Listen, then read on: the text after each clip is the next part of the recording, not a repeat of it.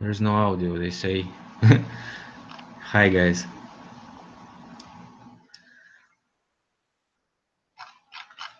Sorry for not switching on the mic. If you're still here, that's okay.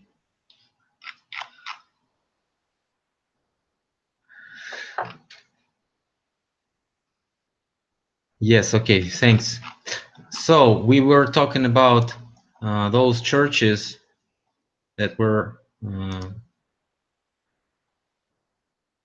found by this guy, and he pictures much of them.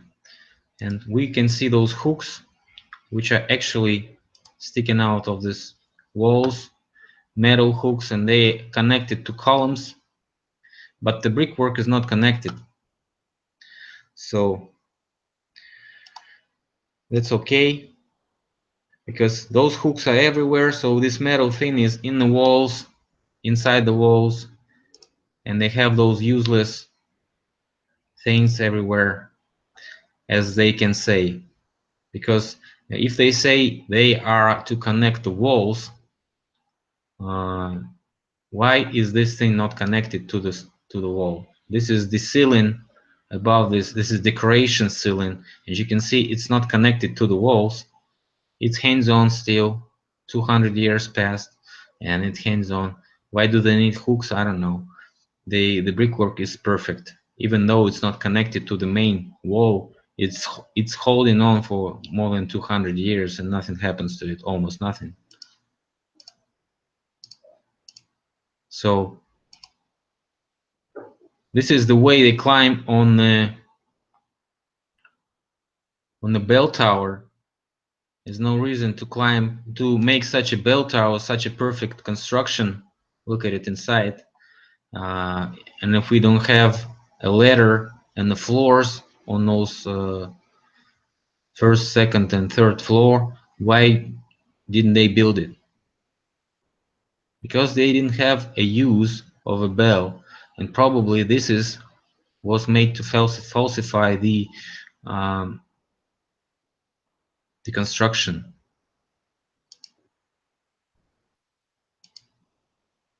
This is not the way you're supposed to climb. Okay, if you build such a building, you're supposed to have a ladder. So this guy has a bunch of those churches here, and I was talking about the calendar. This is a ancient Russian calendar, and it has like 16 year types, like horse, eagle, elk. Something is not translatable, so I'll translate only what I can translate. Fox, wolf. I'm not translated. So this is some type of fish here. Woman. So whatever. So this is a Russian calendar that's supposed to be used for 25 years. So it's like 7,525 years after the creation of the peace with the Dragon Empire. When the Russian Empire or Tatarian Empire, whatever you call it, had a war with the Dragon Empire, and they created peace.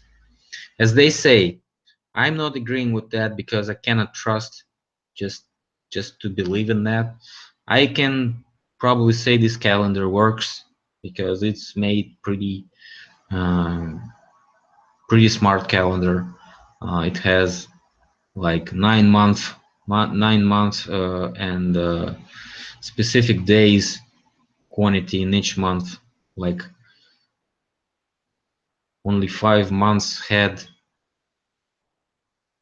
maybe 9 months have 40 days, which is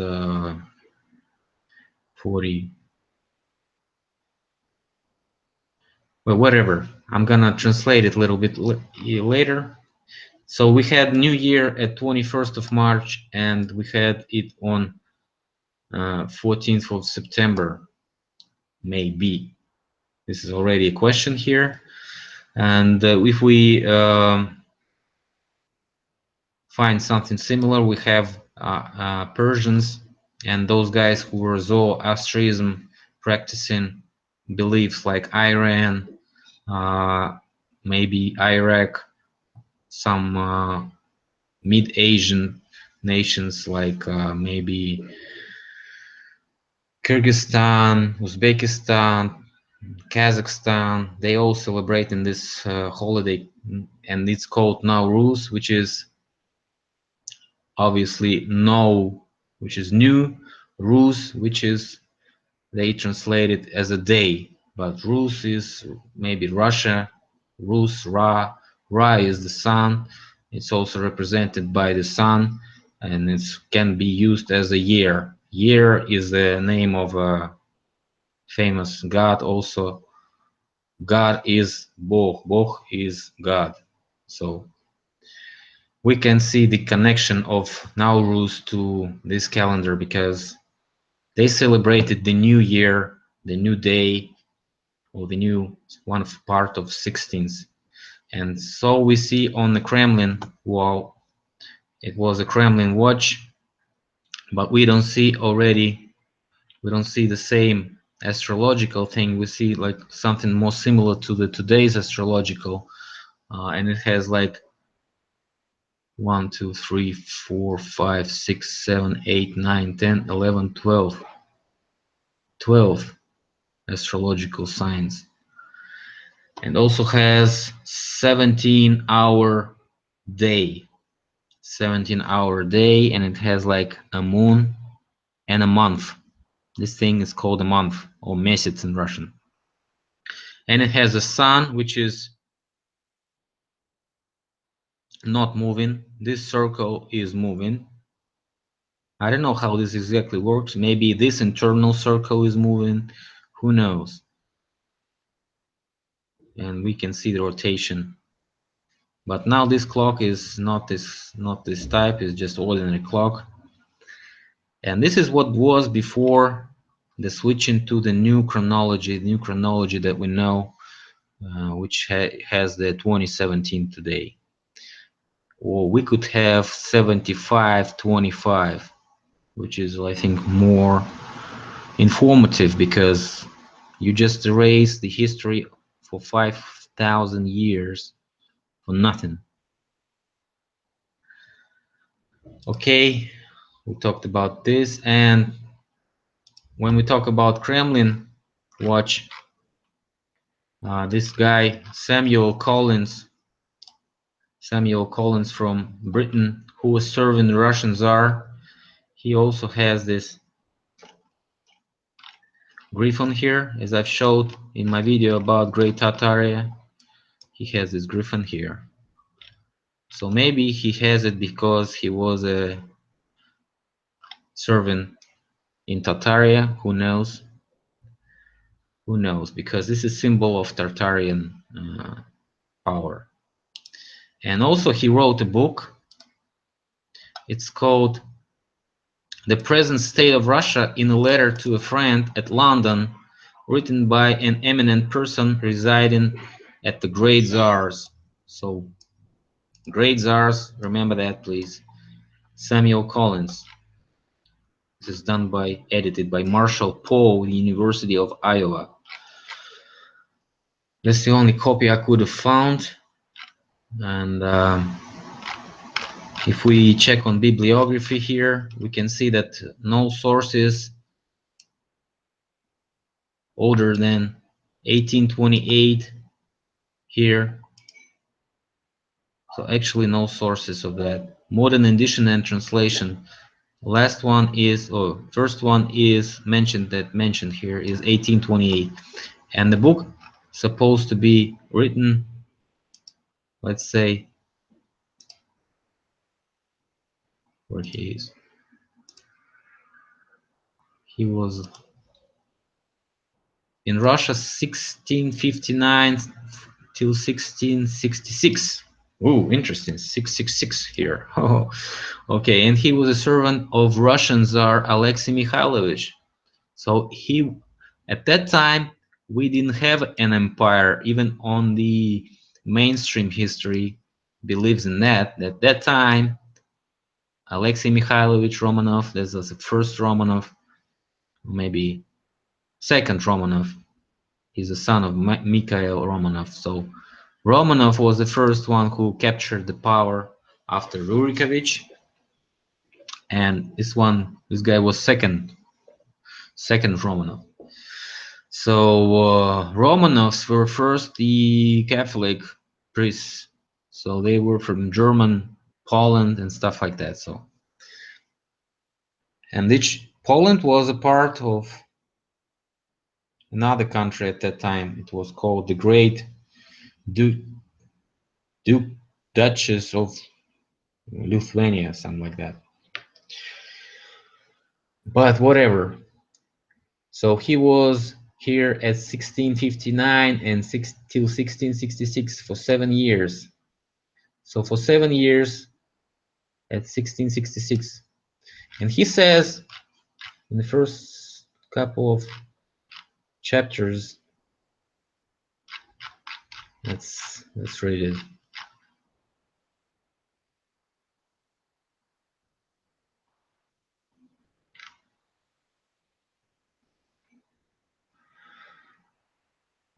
Okay. So a parish priest they call a pope, as Pope Petro, Pope Ivan, and something like that. A bishop, metropolite, chief pope, a proto-pope. The popes go most commonly in purple, some in green, others, as they fancy, only distinguished with 2 flaps on both sides with their breasts and a purple skull cap to cover their shaven crowns. A pope must be a married man and a husband but of 1 wife. Grounded on that text, a bishop must be the husband of 1 wife. So at least there were not non-married type of popes. Okay. Let's find this thing that was significant. So the part number 8, chapter number 8, or paragraph number 8. On Good Friday, the patriarch goes into an N hall. This is the evidence of edition or something like that. So he misspelled something, the editor. N hall in the church, and there he stands to bless the people and gives them this charge. What type of charge we're talking about? Probably this type of charge, which goes on those metal things here, and it's collected by the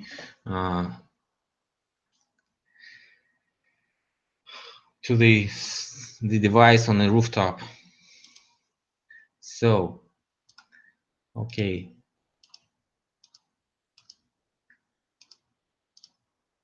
so what type of charge is he talking about? Go your way, neither eat nor drink for 3 days space. At night he lies prostrate and prays till Easter day.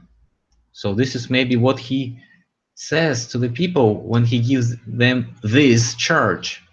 Go your way, neither eat nor drink for 3 days space. At night he lies prostrate and prays till Easter day. And this is about him, maybe. Prostrate, which is maybe he's devastated to almost doesn't understand anything. I don't know. So why not drink and not eat for 3 days? Maybe this was a healing procedure and the charge he gave to the people was healing them from something.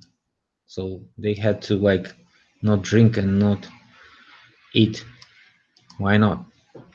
So we have to study this text. This is just interesting text. I'll leave you a link.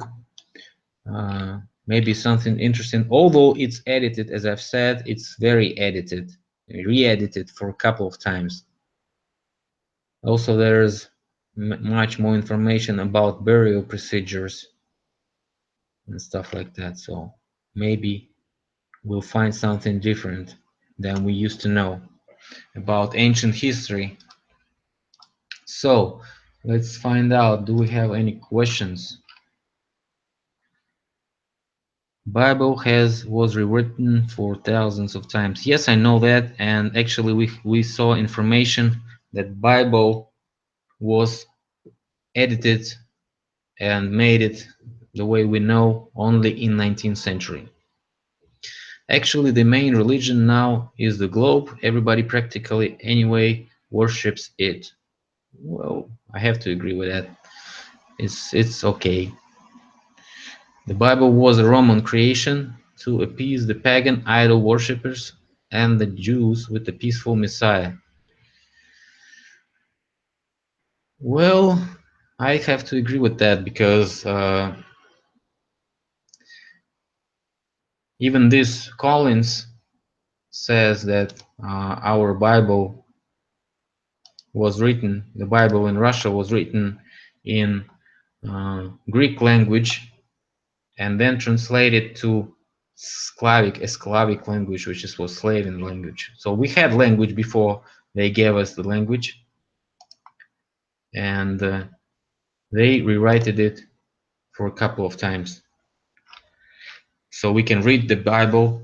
So Bible was definitely brought from outside the empire, because the whole empire, as I've shown you, it was from Paris to Peru. You have to understand that. Okay, next question.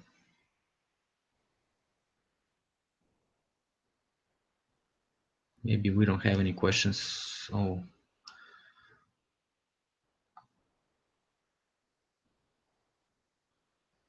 the Hebrews worshipped the black sun, and so did the Nazis. Who knows? Maybe that's another fake information for us. We have to find out what they really studied, because they studied a bunch of things. And as we know about their fake stuff that they done to British first, to take British out, then the British returned them the same, and they were led by Hitler with this fake propaganda thing about Aryan supremacy and stuff like that. This is not what really the deal was. The deal was that this was the whole huge one country, and then they split it apart, piece after piece after piece. I think they did it like the Pareto rule. So Pareto is like 20% to 80%. So you leave like 80% and you cut off 20%. When you cut off 20%, you split it in parts and make it to obey you. So Saturn Day, maybe they have a holiday. That's okay. Um, you know what? That Jews were actually uh, the name of special forces in beginning of 19th century in the army, and they had called uh, Leib Guardians of the Gusar something division. So they had the same heads that they do today, the bear heads, the huge bear heads, and they had those little beards, and the back in bars, I don't know, they call it pacey. So those paces were on the pictures, and we saw them. So most of them were elite special forces, and maybe after the civil war began, they separated from the rest of the army, and although they were special forces, they knew much more than anyone else. The elite forces and they thought that they should take their relatives and leave the place where the mud flood began. Who knows? That's why maybe they are so tight and connected to each other still. They know they are special because they were special forces. Of course, you bet that you're gonna be special when you have like a Jason Bourne skills and stuff like that. You can, like, and you know that this Torah thing, the whole Torah thing, is, we know about it, that only 40 men above 40 years can actually know the secret of Kabbalah, and they don't let anyone inside this circle. Only 40 men above 40 and older, they know the secret of Kabbalah. This is the information that nobody is spreading around, because although it's obvious, if you study Jewish culture, you're gonna find out it pretty soon. And they send if one of them dies, they prepare the next one, the candidate, for 3 years. So maybe they have something that we should know, but I don't think they think about us as the ones that are worth. We are worth it, because look what we are doing, guys. Look what we are doing with the animals. Look what we are doing with the production and ecology. So, anyways, Jews have the secrets, and those secrets are probably the secrets we're supposed to know, but no one would give us this information.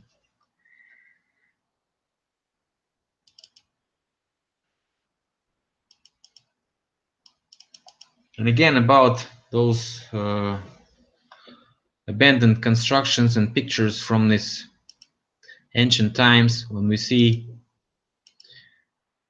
abandoned buildings, new floors, and the pictures of so-called end of the world, when we see this heavy raining and stuff like that, or maybe something else.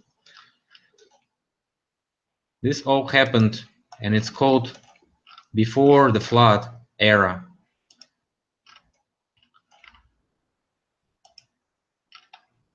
So it is.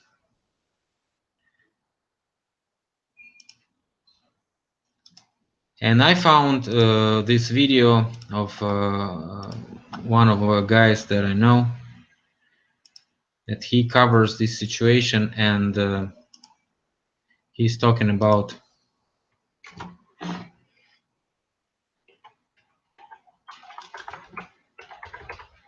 proof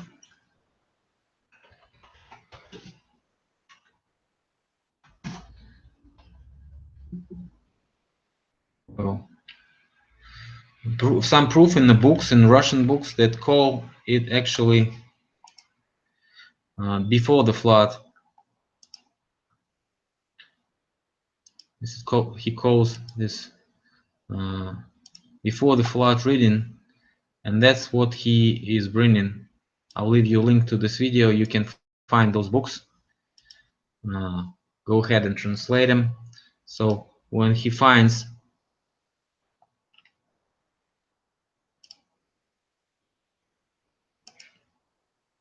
why not? So about Russian folk songs, which were translated by famous Russian poet Pushkin to the French language. So blah blah blah. In this Genesis before the flood is compared with the Genesis after the flood is compared with the Genesis before the flood. So this is actual usage of this terminology, and this was written in 19th century, and they talk about it Like this was not before, not that long ago. 19th century, guys. So again, next one that he finds.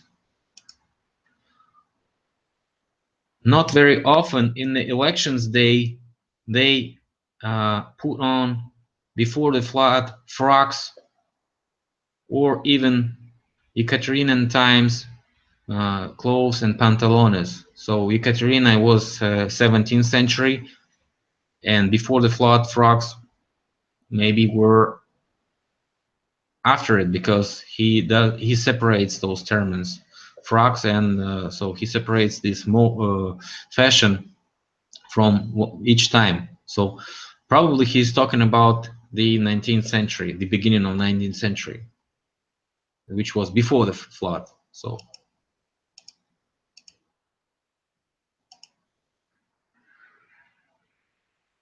also about fashion, before the flood, Gillette. So like this was written in 1912. 1912 knew that the flood was in 19th century.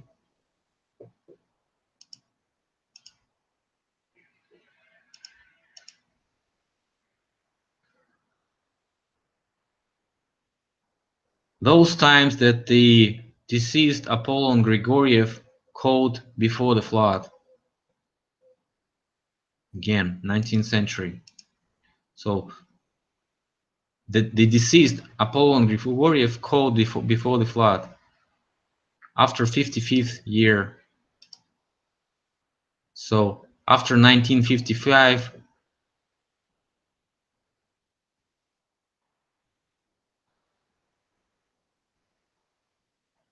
they knew some guy whose name was Apollon Grigoriev, and they knew he was talking about something that he called before the flood. Again, next one. I'm an old Moscovite, the Moscow resident, and inside me you can see and greet one of those uh, pieces of old before the flood, or even before the fire Moscow. The fire was in 1812. This was written in 1850. So he separates 1812 and after it was the flood. So it's pretty obvious. And also he's calling that he was going on the war of 1812 with the Moscow warriors, not the Russian army. He says the Moscow warriors. So probably Moscow was still the capital of the Moscow part of Great Tataria, like it was in 16th century. And the capital of Russia was St. Petersburg, which was a part of Roman Empire, the Holy Roman Empire. That's how we can say that those St. Petersburg Russians conquered the Moscow with the hands of Napoleon, burned the Moscow, and then entered the Moscow after the fire and said, well, okay, we are the ones who are gonna guard you. Next time nobody comes and burns you. Maybe like this, who knows. And there's many more books here, which also says in the times before the flood, which was written in 19th of October in 1840. So it was before 1830, probably.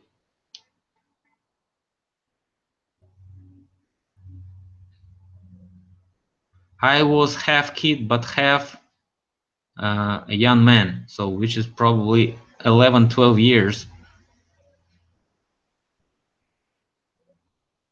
So this was probably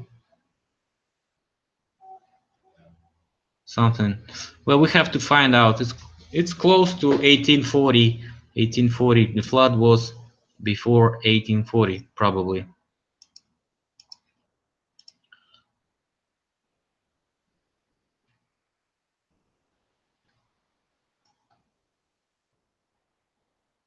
Again, the 17th century, 18th century, the century of analysis and destruction was ended with that fire explosion, which was so similar on tough revolutions before the flood that changed the face of the planet. The firestones spread away to the whole world, and the lavas of blood flooded away from guillotine on the Place de la Révolution, from the Place of Revolution in France to our motherland Kremlin. So also mention of before the flood. Before the flood, 18th century was before the flood. So they know the 18th century was before the flood, that's why they write it like this. The flood was in 19th century. So, thanks a lot for watching.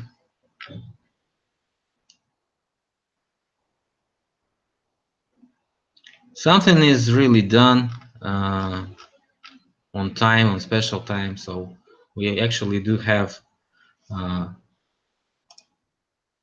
many times which are revolving in some type of cycle, and we actually do remember what happened like 100 years ago, but we actually don't know nothing about 200 years ago.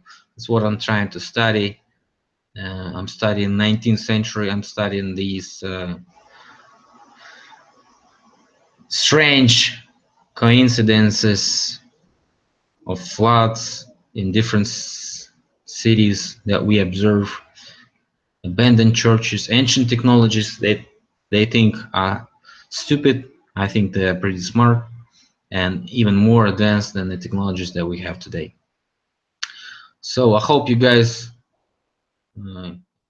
excuse me for that beginning when I didn't turn on the mic, but most likely I repeated all this stuff that I forgot when I forgot to turn on the mic. So thanks a lot for watching anyways. See you later. Maybe tomorrow we're gonna continue with some interview of one interesting person, and I don't forget to turn on the mic too. So maybe it's gonna be after 3 to 4 p.m. on Moscow time, which is pretty calculable in Google. You can calculate what's your time. So about 3 to 4 p.m. tomorrow. So thanks a lot. See you later. Bye.